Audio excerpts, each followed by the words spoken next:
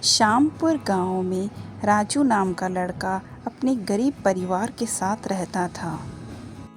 राजू अपने परिवार को खुश रखने के लिए दिन भर मेहनत करता, जंगल में जाता, लकड़ियां काटता, उसे इकट्ठा करके फिर जाके बाजार में बेच कर आता।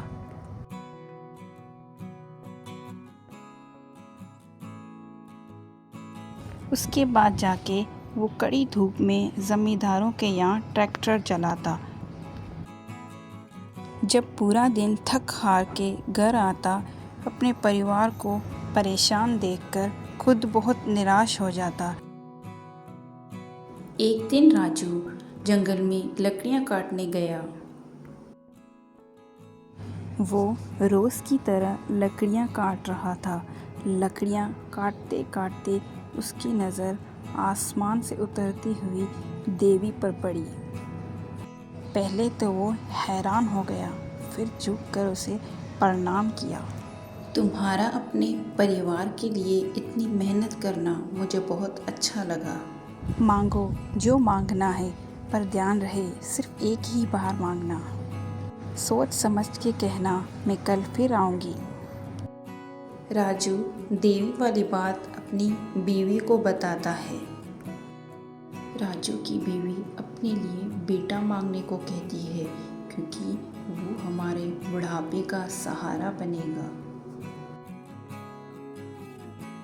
राजू फिर से एक गहरी सोच में पड़ जाता है। उसे समझ नहीं आता कि वो क्या मांगे।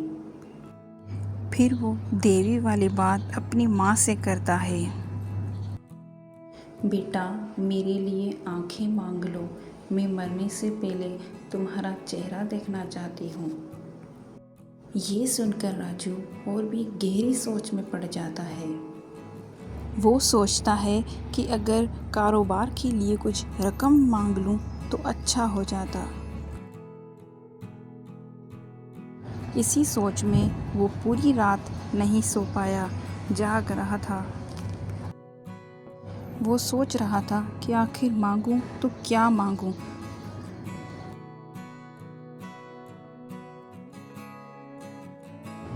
फिर वो एकदम से उठता और कहता, अब मैंने सोच लिया है, मुझे क्या मांगना है।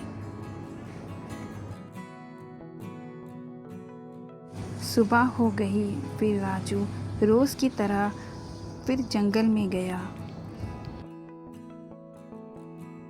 फिर आसमान से उतरकर देवी ज़मीन पे आई। उम्मीद करती हूँ तुम सोच समझ कर आए होगे। मांगो, क्या चाहिए तुम्हें। फिर राजू अपनी मनोकामना देवी से कहता है, हे देवी, मेरी माँ को आँखें दो ताकि वो अपने पोते को सोने के झूले में झूलता हुआ देखे। देवी सुनकर हैरान हो गई और बोली, समझो तुम्हारी मनोकामना पूरी हुई। मेहनती होने के साथ साथ अक्लमंद भी होना ज़रूरी है।